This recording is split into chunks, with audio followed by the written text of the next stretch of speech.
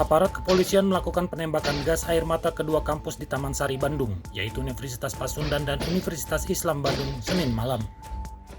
Peristiwa ini terjadi ketika aparat melakukan penyisiran sejumlah pendemo yang melakukan aksi di depan DPRD Jawa Barat.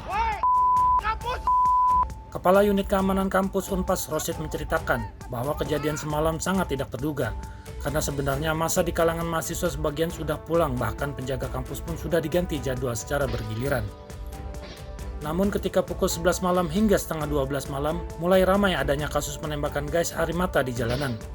Ini dikarenakan massa dari berbagai elemen yang mayoritas menggunakan pakaian hitam-hitam dipukul mundur oleh aparat kepolisian, hingga mengarah kedua kampus ini termasuk Unpas.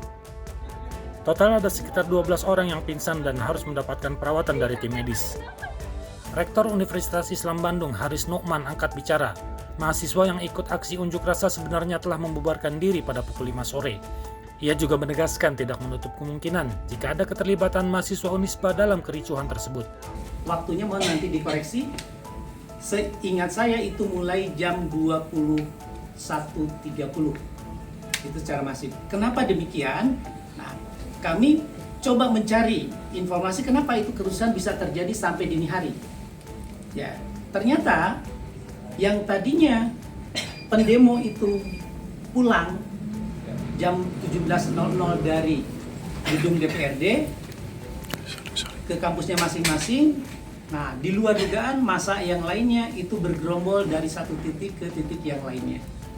Ya, dari mulai ada katanya di Jalan Trunojoyo, kemudian masuk ke Jalan Sulanjana, kemudian di Taman Radio. Di Taman Radio juga ada gerombolan dan mereka memblokir jalan dari Taman Radio, kemudian Purnawarman, Simpang Haryang Banga atau Rangga Gading, kemudian di jalan di depan gedung LPPM, ya, sampai di Taman Sari atas di ujung memblokir jalan Taman Sari, terus di Taman Sari bawahnya depan gedung Unpas. Gerombolan itulah yang menjadi pemicu sebetulnya yang dalam tanda petik di medsos itu disebutkan aparat polisi menyerang kampus Unisba gitu kalau tidak salah tagline-nya. Itu adalah sebagai akibat dari yang bergerombol tadi. Dan sweeping itu dilakukan oleh aparat kepolisian. Itu sepanjang pengamatan saya dan sampai tadi pagi kami jam 4 itu melakukan sweeping di kampus. Ya, jadi kami ini ada beberapa termasuk saya belum pulang ke rumah. Keluarga khawatir ini ada apa ini terjadi karena di medsosnya rame gitu ya. Bapaknya selamat enggak? Ya, alhamdulillah ada pers ini bisa mengklarifikasi semuanya. Nah, itulah yang menyebabkan kerusuhan tadi malam. Ya, sehingga informasinya berkembang menjadi liar. Begitu kan ya. Nah, masa itulah yang di-sweeping oleh aparat kepolisian. Karena ini kan bukan area kampus kita. Ini adalah area publik ya. Namanya juga jalan Taman Sari, bukan jalan Unisba. Jalan Haryang Banga, bukan jalan Unisba.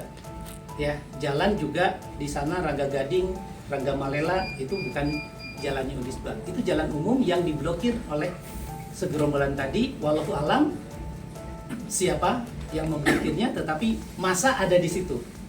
Ya, massa ada di situ dan beredar di sekitar kampus kita. Tim kemudian menembakkan gas air mata di jalan raya yang kemudian tertiup angin ke arah parkiran Unisba. Ini yang kemudian provokator dari anarko yang inginkan dan memang menunggu momen untuk membenturkan antara mahasiswa dan petugas.